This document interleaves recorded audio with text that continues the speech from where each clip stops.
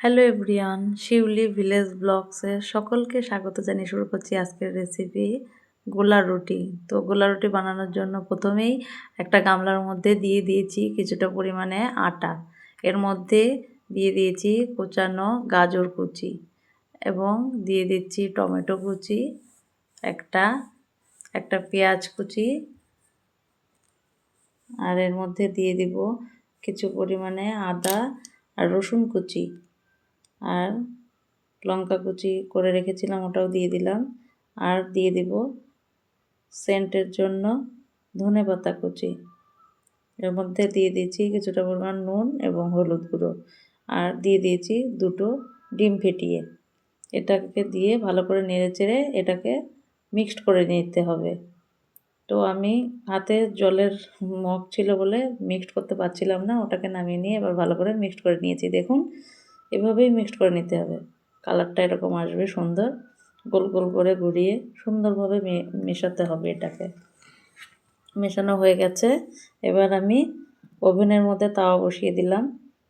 তাওয়াটা গরম হয়ে গেছে, এর মধ্যে দিয়ে দিব সামান্য পরিমাণে রিফাইন অয়েল। এবার তেলটাকে ঘুরিয়ে নিব।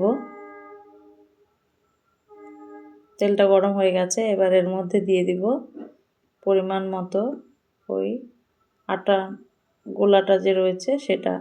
আমি 2 হাতা দিয়ে দিলাম, ছোট হাতার, আপনারা আপনাদের পরিমাণ মতো দিয়ে দিবেন।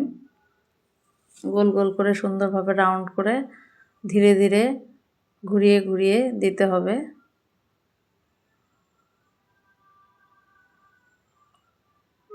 গোল করে ঘুরিয়ে ঘুরিয়ে দিয়ে দিবেন আপনারাও।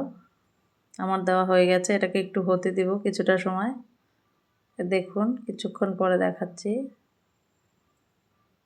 এটা হয়ে গেলে বোঝা যাবে, উপর পোর্শনটা অনেকটাই শুকিয়ে যাবে, আপনারা দেখেই বুঝতে পারবেন। তো আমি এবার দেখব নিচটা হয়েছে কি না। নিচের পোর্শনটা দেখুন হয়ে গেছে। এবার আমি এটাকে উল্টে দিব, ধীরে ধীরে উল্টাবেন।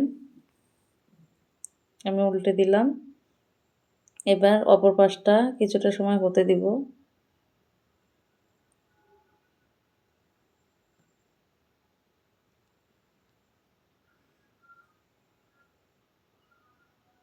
দেখুন অপর পাশটা হয়ে গেছে প্রায়।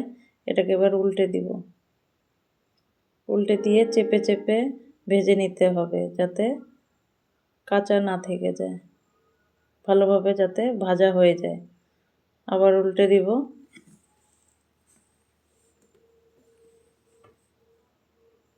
এভাবে উল্টে পাল্টে ভেজে নিয়ে আমারটা হয়ে গেছে, এটাকে আমি নামিয়ে নেব। এরপর আমি আরেকটা দিয়ে দিব। দেখুন আমি আরেকটা দিয়ে দিয়েছি, প্রায় হয়ে গেছে। পুরোটা দেখালাম না, দেওয়াটা ভাজাটা হয়ে গেছে। এটাকেও নামিয়ে নেব। আর আরেকটি কথা বলছি, যদি আমার ভিডিও দেখে ভালো লাগে তাহলে আপনারা অবশ্যই আমার পাশে থাকবেন। আমার ভিডিওটাকে লাইক করবেন, কমেন্ট করবেন এবং সাবস্ক্রাইব করে পাশে থাকবেন। এভাবে আমি কয়েকটি ভেজে নিয়েছি। দেখুন নামিয়েছি, কালারটা কতটা সুন্দর এসেছে দেখুন, আপনারা নিজেই দেখুন। এর সঙ্গে যদি টমেটো সস দিয়ে খাওয়া যায় তাহলে তো দারুণ লাগবে।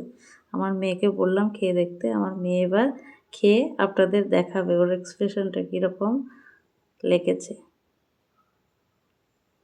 আমার মেয়ে ছিঁড়ে খেলো, নিশ্চয়ই বুঝতে পেরেছে। দেখুন আমার মেয়ে কি দেখাচ্ছে হাত দিয়ে।